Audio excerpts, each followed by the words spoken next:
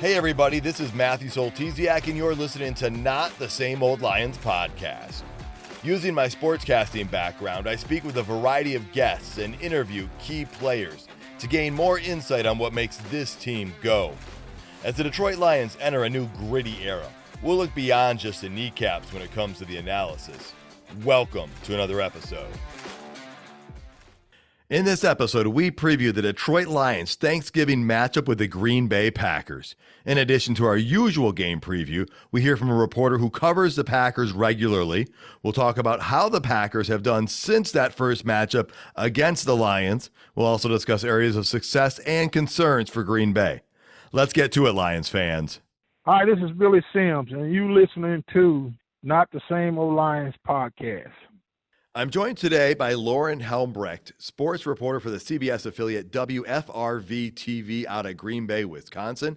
You can find her work at wearegreenbay.com. Lauren also worked at NFL Films, pitched story ideas for HBO's Hard Knocks, and covers the Green Bay Packers on a regular basis. Welcome back, Lauren. Thank you so much for having me. I'm excited for Thanksgiving, mainly for the football. Big, healthy serving of football. Yeah, healthy serving of football, a lot of great food. And let's talk, a lot has happened since Green Bay and Detroit played in week 4. The Lions are now 8-2. The Packers are 4-6. You know, after opening the season 2-1, the Packers went on a 4-game losing streak with that loss to Detroit starting it. But now Green Bay's gone 2-1 in their last 3 games with a 3-point win against the Chargers last week, just like the Lions did the week before. So let's start there. What was the key to Green Bay winning that game against the Chargers? I know this will sound crazy, but scoring points. It's crazy what happens when you score points.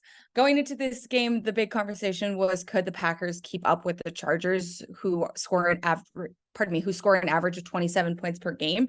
So it was a lot of conversation about a shootout. Well, it didn't end up being that much of a shootout, 23-20, but the Packers scored points. They scored points in the first half. They found the end zone.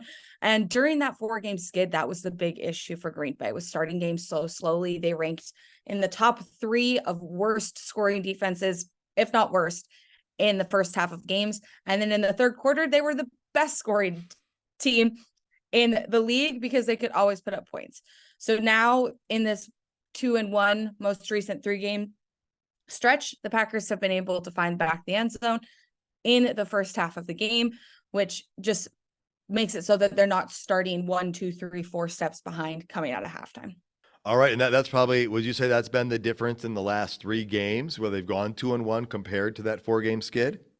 I'd say that, and just the continued development of Jordan Love connecting with his offense and his receiving core.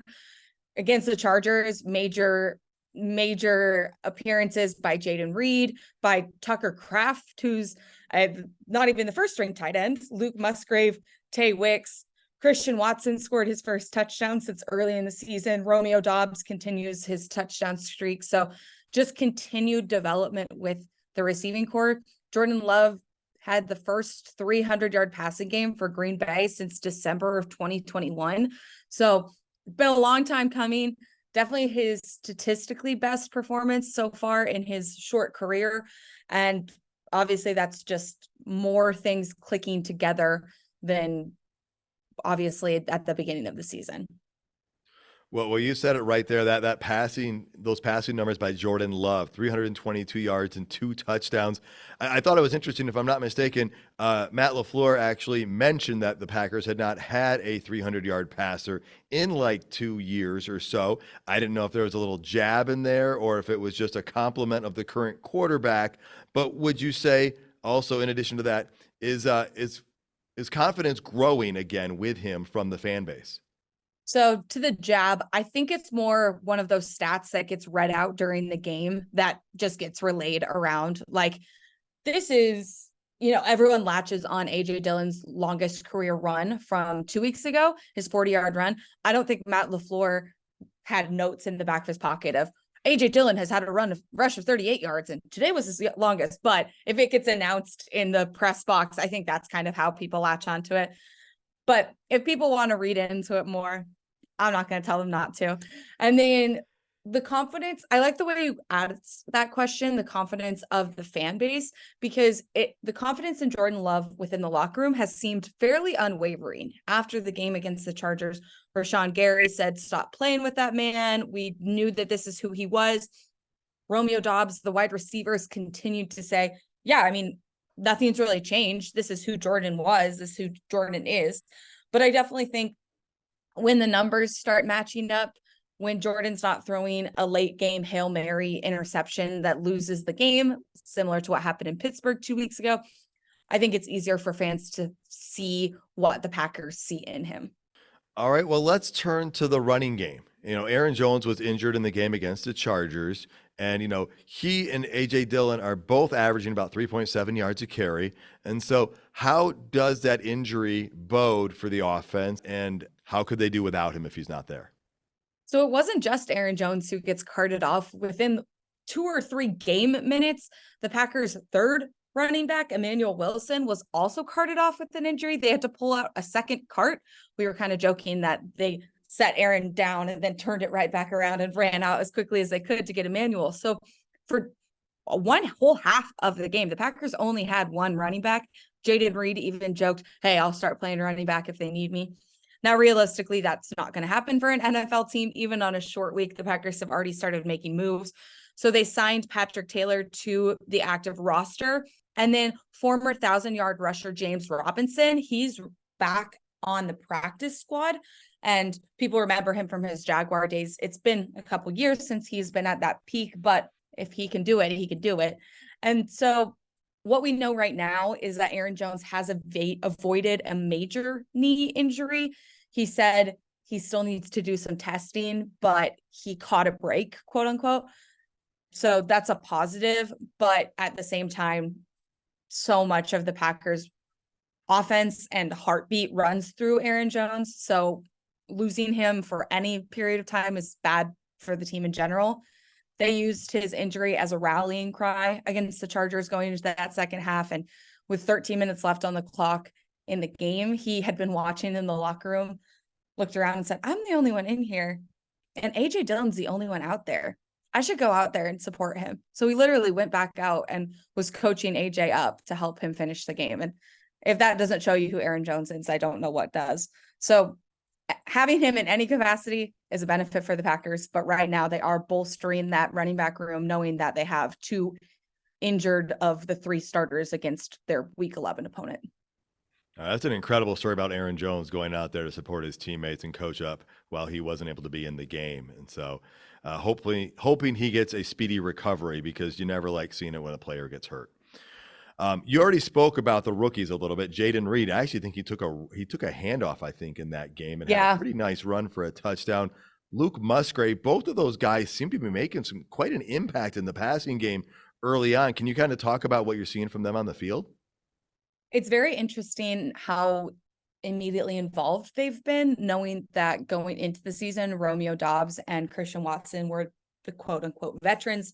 Again, only second-year players, so not that veteran. But Christian Watson has dealt with some injury this season and then kind of been a non-factor for a couple of weeks, getting only 1, 2, 3 targets a game. Often it was Jordan Love saying, hey, screw it, Christian's down there somewhere, just throwing up a prayer, and it was completely off target or just overthrown.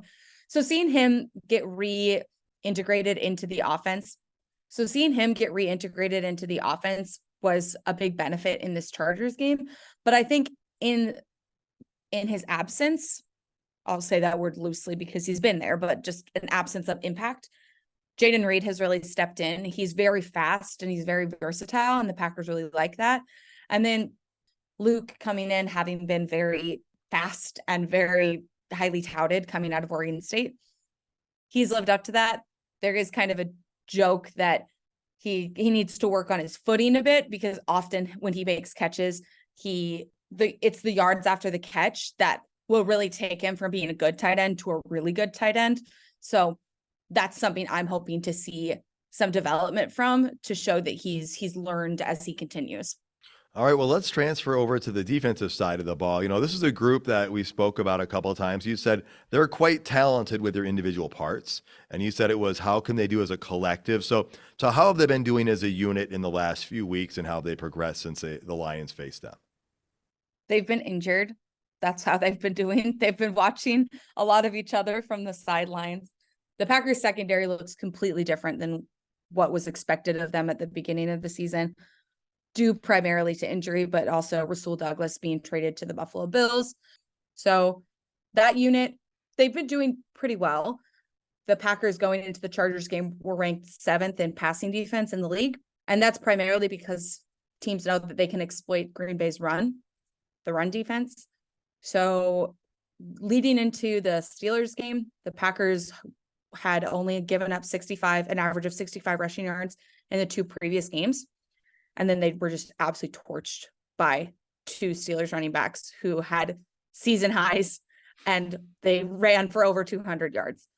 So the defense has its guys. They've been injured. Jair Alexander, Quay Walker, Rudy Ford, Devondre Campbell have all spent time injured watching from the sidelines. It's still an issue with the run defense. So I'd say the defense is bending, not breaking, at times shatters, at other times is complimentary. You kind of get what you get during the game. It's hard to know going into a matchup what's going to happen. Well, even though they've been injured so much, it's impressive to see how many points they held San Diego to. I mean, Los Angeles, the Chargers, because the Lions gave up a lot more points the week before to them. So it seems like Green Bay figured something out against the Chargers on defense. They definitely did. I would also, I can't lie, the Chargers had some really, really devastating drops through the game. Keenan Allen had 2 drops on 3rd downs in the red zone that, in my humble opinion, would have amounted to touchdowns on those drives, either continuing drives or literally scoring the touchdown. And there were kind of jokes online that the best Packers defender was the sun because it was kind of shining right in his eyes.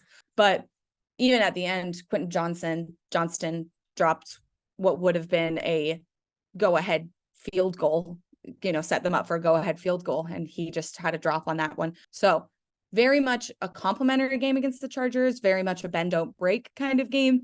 I do remember that Quentin Johnson drop. I watched it happen, and I was like, wow, that was a big drop, because that was a game changer. That would have changed the outcome.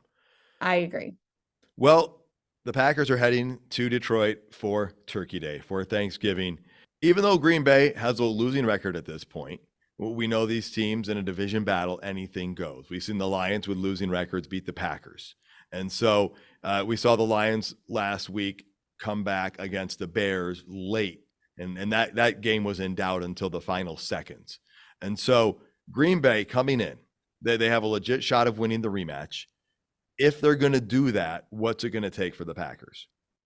Bouncing back from injury, I think in a short week, it's quite difficult, but the Packers projected injury report came out on Monday next to the Lions, and it was twice, if not triple as long.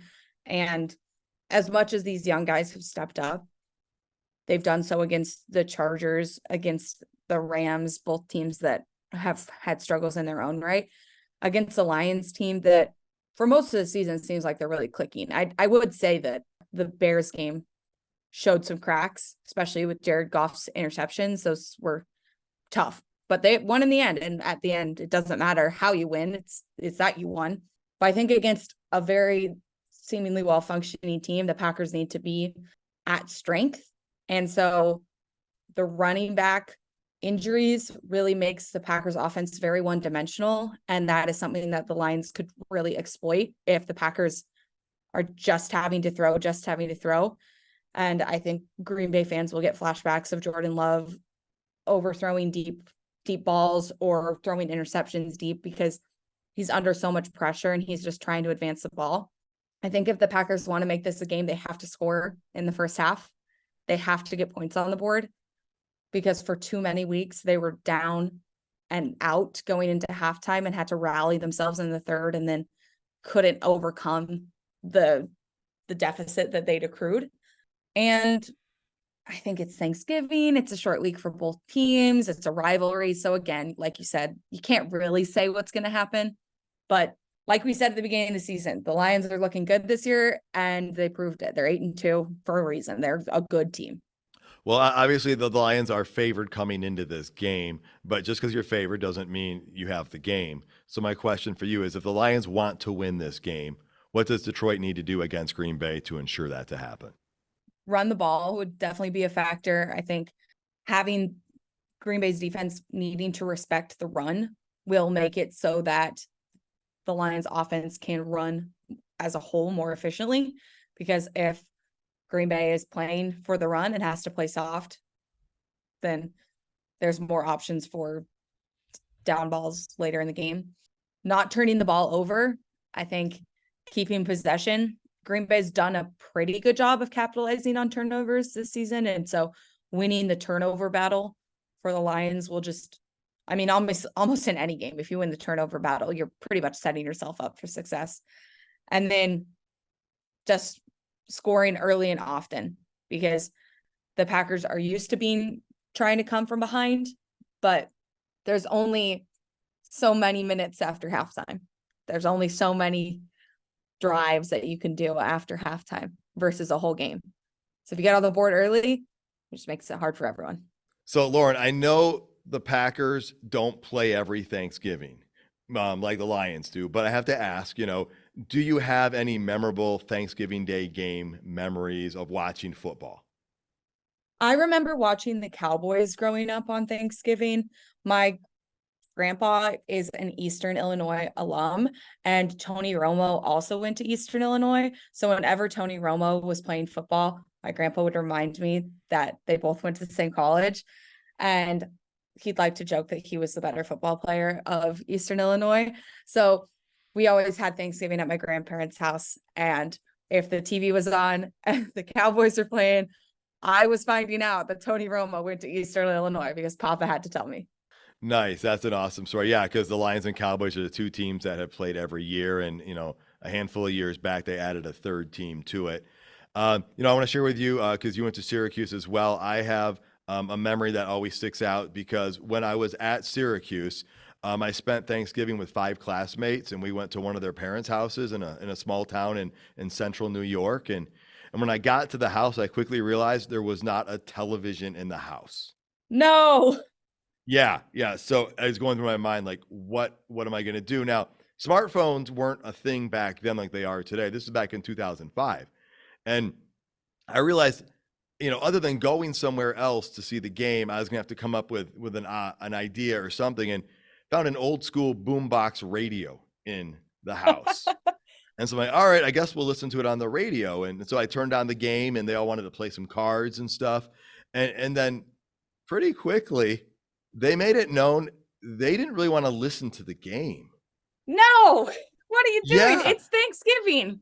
I know. And I'm like, what is going on? I'm like in the twilight zone here. So then I got headphones out, and I plugged them into the boombox, and I listened to the game while playing cards with the radio kind of on my lap. I didn't give up. But the real question is, were you invited back the next year? Well, we all graduated, so we all went different ways. Sure. That's your excuse. Yeah, but it was a great Thanksgiving, actually.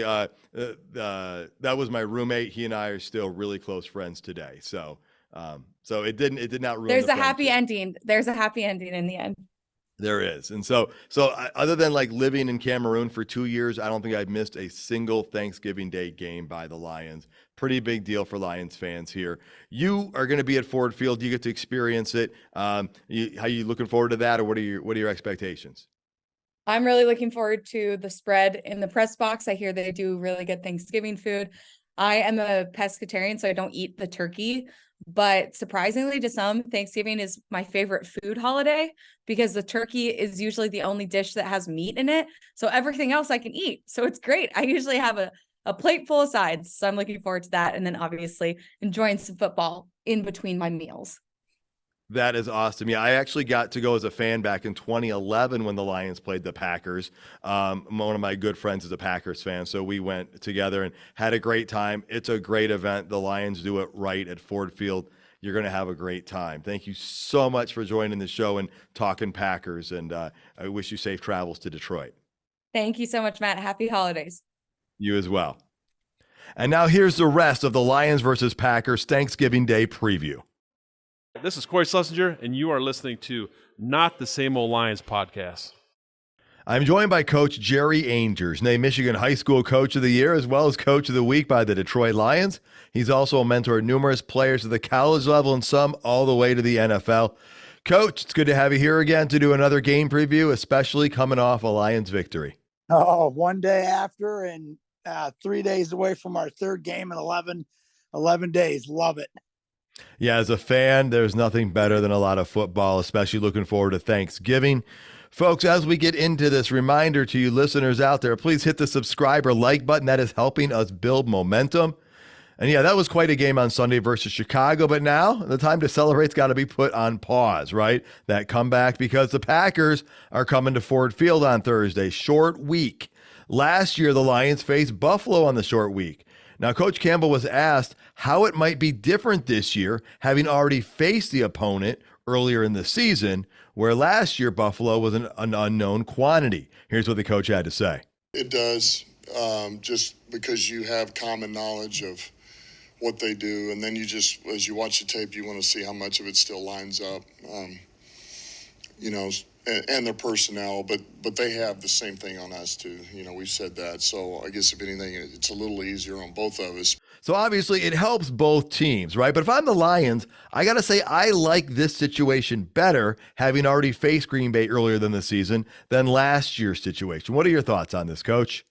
Well, I think you're right on that. I mean, knowing your opponent's a big, a big positive for you because you've already played against them this year. It's a division team, which again, you play against them twice a year. And so those are things that should be in our favor. And of course, it's Thanksgiving, the John Madden Turkey Day, and we're playing it. Of course, we're playing at home because that's our tradition. That's our day. The Lions and created it or started it or whatever you want to say. So there's some positives from that aspect that should be in favor of the Detroit Lions. I agree with that. Yeah, the good old John Madden turducken, the history with the Lions on Thanksgiving. I've got some amazing memories of that. We'll get into that a little bit later because I want to hear what one of your standout memories is. And so let's start, though, with the Packers. It's a rematch. We beat them in Lambeau earlier this year with what was an epic first half. I mean, the Packers couldn't do anything right, it seemed, or the Lions just did everything right after that opening drive. But the Packers, they've won 2 out of 3. Jordan Love's starting to look a little bit better again. He's making some strides. So I guess, what are you expecting out of Green Bay right now? Well, I mean, four straight losses to us. They haven't beaten us in Detroit since 2020. Love threw for 322 yards yesterday. First time since December of 2021, a quarterback from Green Bay has thrown for over 300 yards. 31 straight games. Coach LaFleur threw a little dig out there against Aaron Rodgers, I think, when he said we didn't have a 300-yard game last year. So again, they're young. You look at Drayton Reed. We can go through their stats. Look at their receiving stats: 300 yards, 400 yards, 300 yards, 400 yards. Musgrave, the tight end. So and they're going to feed off of what happened in the second half of that game, not including the Chargers game, as well as what happened in the second half of last time they played us. So I think they're going to have some momentum coming in. Another thing that I saw was where Love. This is the first time in a one-score game he didn't end the game by throwing an interception. I don't know if you saw that. No, but that's showing some maturity right there. Yeah, for sure. So that's the thing is, and the younger guys are starting to understand. Reed's a rookie. Guys are starting to understand the concept, starting to understand the offense. Love's starting for the first time. So I think they got some big momentum coming in this game too, and a chance to knock off the first place. Let me say that again. First place Detroit Lions, then they're gonna bask in that and their glory on what they've had. Yeah, I agree with you. I think they're starting to feel like they're gaining some momentum. Green Bay, though, it's pretty banged up. The big one that we saw this past weekend was Aaron Jones. He's one that most people are aware of. He got carted off, and hoping he gets healthy and recovers but him being injured really impacts the offense because he's the main guy in that running back field. And the offense, it's middle of the pack, if you will. It's just below the Bears. Actually, they average about 319 yards a game, and their passing game and rushing game are kind of equal in success. And so if the running game takes a step back, could that impact the pass game? Oh, for sure. There's no doubt. If we can get into our situation and know that we can pin our ears back. I mean, look at Hutch in the last play on Sunday. He knew he could pin his ears back because they had to throw the ball. Look at the play he made where he didn't have to worry about the run. Dylan's out too. I just read they have 16 players on the injury report. And of course, from yesterday's game, 9 of them are new injuries. So that's huge. That's huge. So, they are going to be a little shorthanded on it. But again, we got to go back to how well they're, loves throwing the ball a little bit better. But it's awful tough to play against a team in the NFL when they know there's no running game. For sure. Now, if we look at the Packers' other side of the ball on defense, they're 17th on defense, which isn't a bad spot to be, but they're bottom 5 against the run. And so that run defense right there, that can spell a lot of doom. The Lions experienced that last year in the Carolina game and early in the season last year. So let's transition over. What are we going to expect out of the Lions coming into this game? I mean, our offense right now, they're number 2 in total yards per game, averaging 399. I think it's 0.4 a game. And they're 5th both in run and pass. And we talked about this last week. Having such a balanced attack makes them so dangerous. And I got to say, I'm expecting them to pound the ball because, like I said last week, I think that's the identity they want over everything. And knowing that the Green Bay Packers have been exposed there before, I think that just kind of adds both things together and says that's what they might try and do. Mm-hmm. Yeah, I think so too. I mean, we talked about the balance, that they can run, they can pass. Look at the game yesterday. We were in bad shape and we just went to the air. We took it down twice and scored and won the game. The games earlier in the year, we got those big leads and we just ran the ball, pounded the ball, ate the clock up.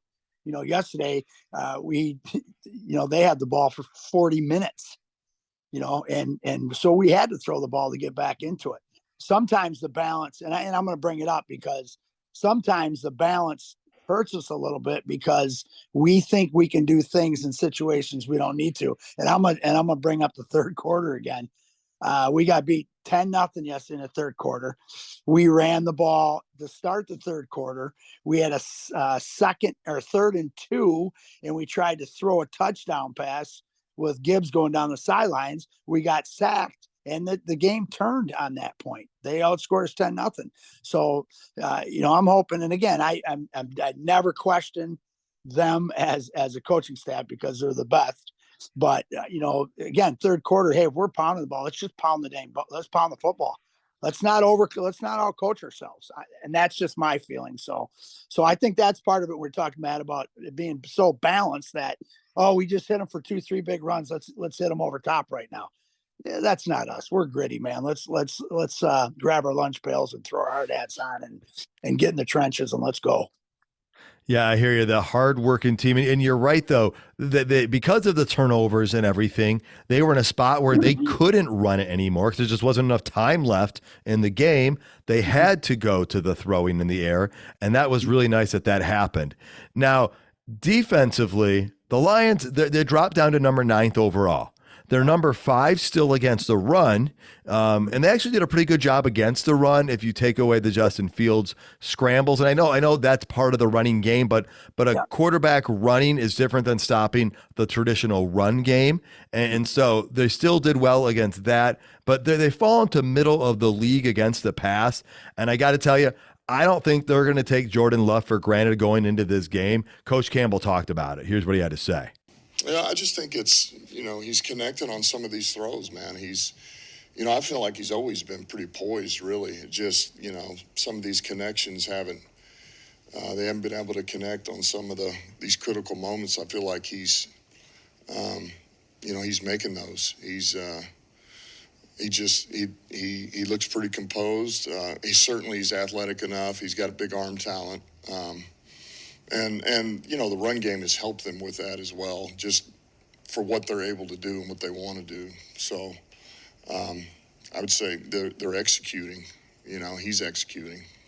So Campbell said, in addition to Love connecting more, he said the Lions want to stop the big chunk plays because the Packers have been having some success with that. And we've seen it in the games with the Lions. When a team can do that, like San Diego or LA, the Chargers, that changes a lot of the complexion of the game. Oh, I agree. I mean, and Love is spreading the ball around so much. There's what I see, 1, 2, 3, 4 guys with over 330 yards in receiving. 4 other guys. I mean, so he's spreading it around pretty good. And Reed can stretch it, and then Musgraves, he'll catch that. He's a big target. So yeah, the chunk plays are kind of what would have hurt us a little bit in the last couple of weeks. A lot of them are the chunk plays, the big runs by the quarterback on Sunday. But again, we go back to the Chargers, and I think that's one thing that you're going to see us take care of again, continue to work and get better on that. And the good thing, even with the short week, knowing your opponent and knowing how well they spread it out, and they're going to come in and they're Love is the best quarterback in the NFL right now. That's how the Lions are going to attack this game. Let's look at major storylines or anything unexpected or anything by either team. I think, the big storyline that the Lions players and a lot of Lions fans at least are looking at is we saw that the Lions can respond in crunch time. If you look at that game against Chicago, they had to play mistake-free football in those final minutes because one mistake, the clock was there and it was like the shot clock was ticking and you can't put seconds back on the clock. They got it done. So what I talk about this is I'm going to focus on Jared Goff here. He didn't have a great game. Now, 2 of those interceptions weren't his fault. There's another one that should have been a pick 6. Thank goodness that didn't happen. But even with all of that, it's like the man could compartmentalize everything that had happened and then said, okay, we got 4 minutes left in this game. I'm here. It's a brand new game. And he got the job done.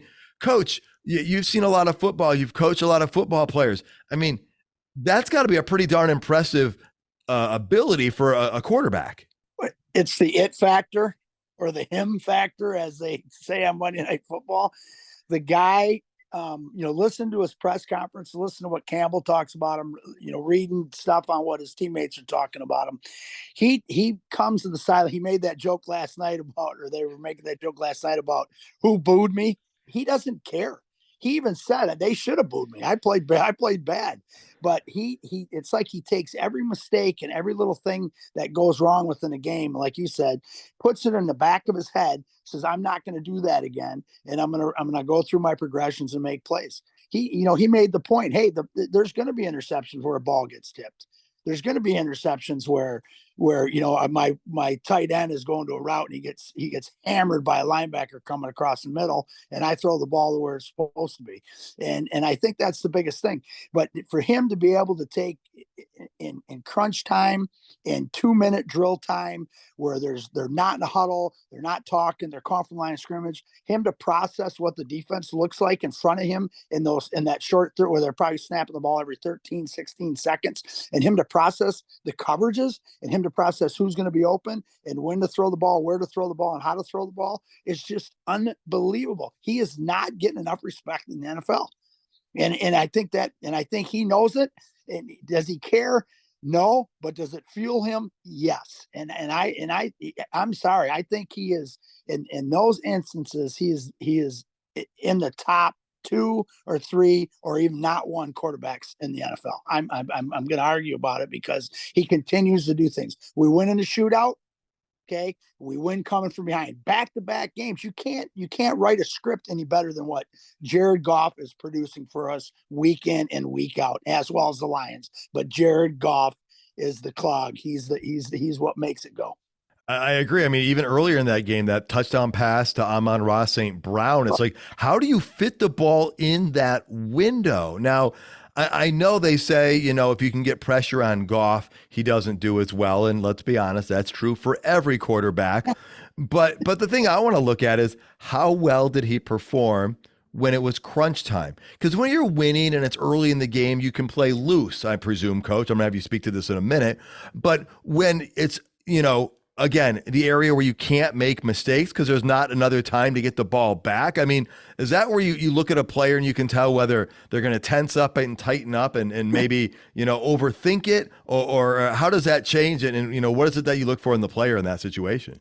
Well, you got to look at him in the eye. I mean, it's the eye. What does his eyes look like? You think, and here's the thing I think about too when you talk about Goff in those situations. He said, and I think when they threw the incomplete pass, he put it in his mind. They just gave us a timeout. They just gave us more time. They gave me an opportunity to get down and do it. We threw the ball and ran the ball when we had to in those drives. I mean, we ran the ball for first downs because we had those timeouts. We didn't have to burn another timeout. Look at here's another one you go off of. The pass play to Gibbs across the middle. He breaks a tackle, runs across, gains an extra probably 8 to 9 yards, and gets out of bounds. Okay. Again, that was huge. Huge. Those things have to come into play. Those things have to come into play. So go ahead. I get so excited about that because I coached in one of the best comeback games of all times in high school history. 7:23 left, down 14 points to Montague for us to go to the state championship. We scored. The exact same thing happened. Our final play was with 1 second on the clock, a touchdown throw from Reese Hazelton, and it just, those are things that, and I remember looking in those guys' eyes when we were down. I hate to dwell, but when I looked in those guys on the sidelines, my team, and during a timeout, and there wasn't an eye that looked back at me or a head drooping that didn't say, "Coach, we're going to pull this game out." That's a Jared Goff.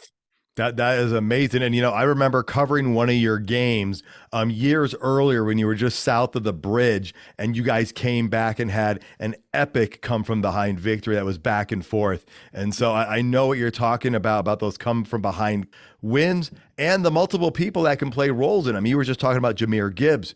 Jameson Williams was huge. I mean, that strike deep, and then even that one earlier in the game across the middle, that first down play. But then you've got Amon-Ra St. Brown, who continues to be incredible. Now, again, Sam Laporta wasn't involved in the stat sheet early, but he was late. And like we said, he is contributing, and he might not hit those rookie records, but that's because this team has so many different weapons. And I don't even know if we've even said David Montgomery's name. And that guy was just amazing again. And so I think that's the other thing that's coming out here is you'd like to see somebody else other than just St. Brown being, getting multiple looks in a game. But coverages could dictate that, and you might still see growth with that. But you're seeing so many different players contribute on offense that it's not just Goff to St. Brown, even though that's amazing all day long. That's not the only option out there. And again, you go back to Goff. He picks his times when that has to happen. He picks his times. He knows by reading the defense. Oh, they're going to they doubled him on the play and then they ran the touchdown. I think that was the one to J-Mo. He come up on the underneath route and they doubled him and Goff sitting back going, all right, double him because I'm going to hit the dude that runs a 4.3. And those are, again, but again, we have that guy when we need that play. We had guys in that game yesterday that made the big plays that St. Brown also makes. And that's, like you said, that's what's scary about us. I agree. And, now the Lions, they moved to 8-2 with that victory, and the Vikings lost to Denver. So that puts them down at 6-5. The Packers, they're sitting in third place at 4-6 in the division. Now, a win here is another big boost. It is a division win. It helps us with that as well. And you can even look at the bigger NFC picture. But the Vikings, they're a team to not be forgotten about. And the schedulers, I don't know what they did, but they've got us waiting for the last 3 weeks of the season to even know what this is going to look like. So let me ask you this. This is another big picture thing is that the Lions, that they want to say they're always hunting and they're going to be on your front porch, but they're at a spot now that they are in the lead and they are the team that other teams are starting to come for, even though the Lions want to stay aggressive. And maybe the Chicago game was a great game for them to have because it was a good reminder of how quickly things can go the wrong way. But they got that reminder without losing. And so what is it you think that is there a message that Campbell even needs to give to this team to keep them motivated? Or do you think it's just already inherently in there? No, you do have to keep giving that message. Don't read your press clippings.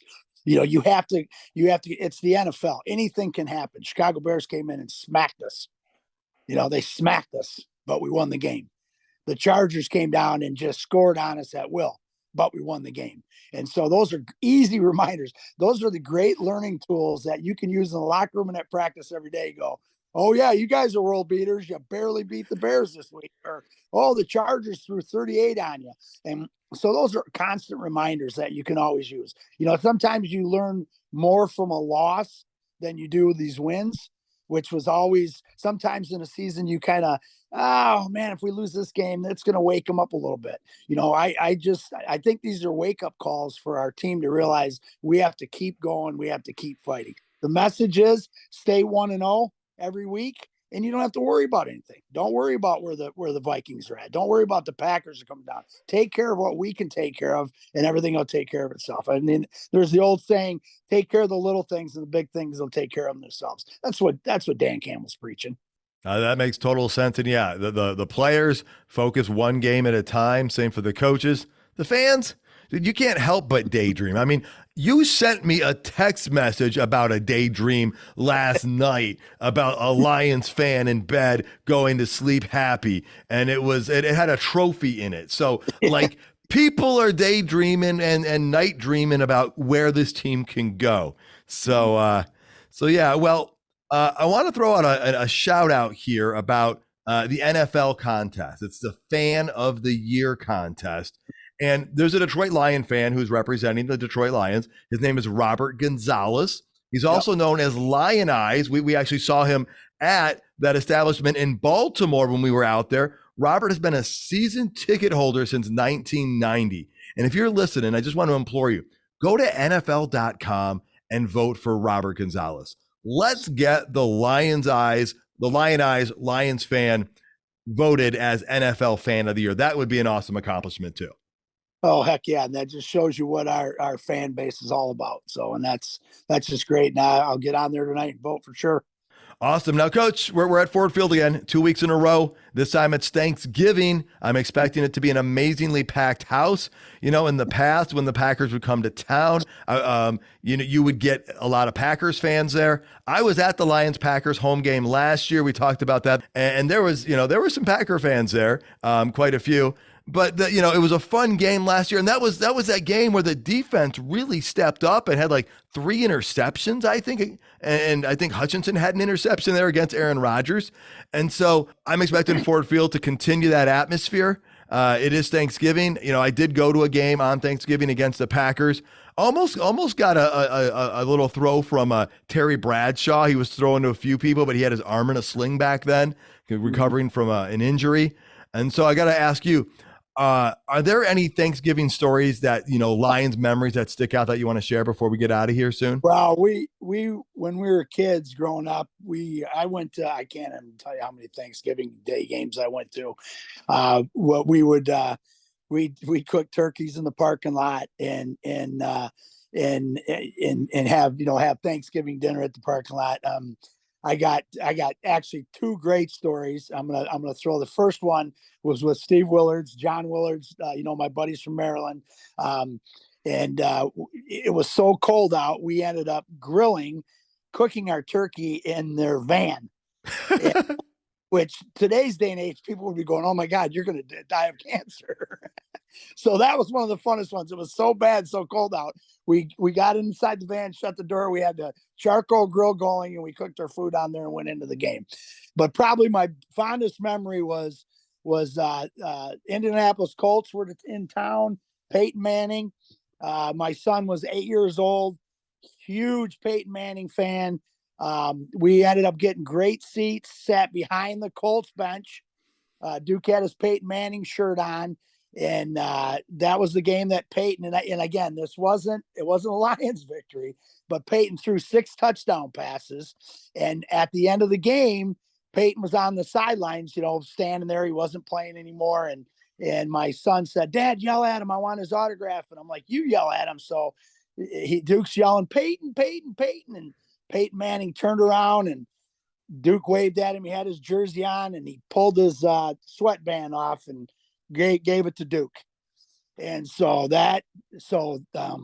Thanksgiving Day, some fond memories of that place.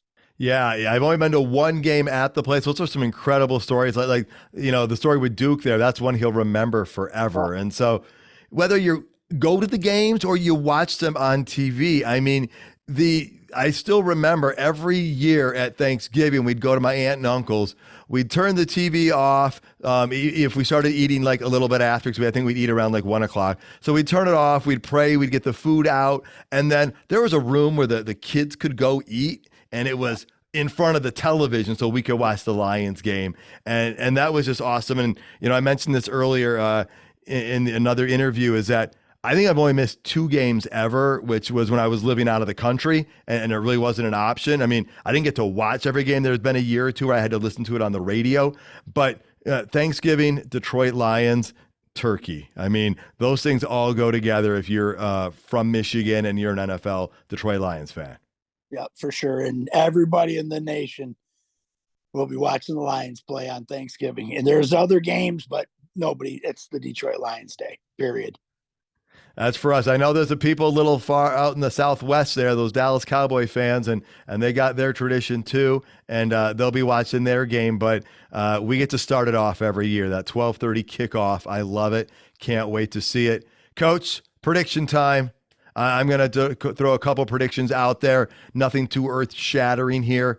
I think the Lions are going to try and run the ball a lot in this one. I think that's the identity they want for their team, and I think they get to it in this one. I think that last game, the turnovers had them alter that plan a little bit, but I think they want to be a run-first team. They are favored by 7.5. I don't know what those numbers are as far as, I think they were favored by 9 at one point against the Bears, but I'm going to say I feel more comfortable with this game because we faced the Packers once, meaning we know a little bit about what to expect from them. You talked about how banged up they are. And so those are my thoughts. Nothing earth-shattering, but I predict the Lions to play hard. Now, when a team plays on a Thursday, it's not a full week's rest. So for both teams, they might not be at 100%, but I'm expecting the Lions to come out prepared for this one. Mm-hmm. Yeah, I totally agree with you on that. I think they'll use we beat them 4 times in a row. They haven't beaten us since 2020. They'll use that. Love had his best game last week with 322 yards passing. It's another step in the direction of winning the championship. I think you won't see a bunch of wrinkles because you don't have time to put them in. Campbell alluded to that today, but I think you're going to see a trick play or two from them. We'll definitely hold the clock possession. I think that's one of the things we're going to go after because we got battered up pretty bad last week. So I think you're totally right on that. I think it'll be a big running game, and now we're going to shoot for 1-0 this week and end that 3-game thing we talked about 11 days ago. That would be an amazing ending to that 3-game thing that we started talking about 11 days ago. Coach, I wish you a very happy Thanksgiving. Thanks for joining the show and being on here as always. Oh, I appreciate it. Hey, I got to throw something at you though, man. I almost forgot. A little trivia question. Who was the quarterback for Saginaw Valley State University from 2000 to 2002? From 2000. Did that quarterback play in the NFL? No. No, from 2000 to 2002. Oh my goodness, He's on the other sidelines. I'll tell you that right now. He is. I think I know. You gave me a nice hint. Was it Matt LaFleur? Yes, sir. Woo! Saginaw Valley State University.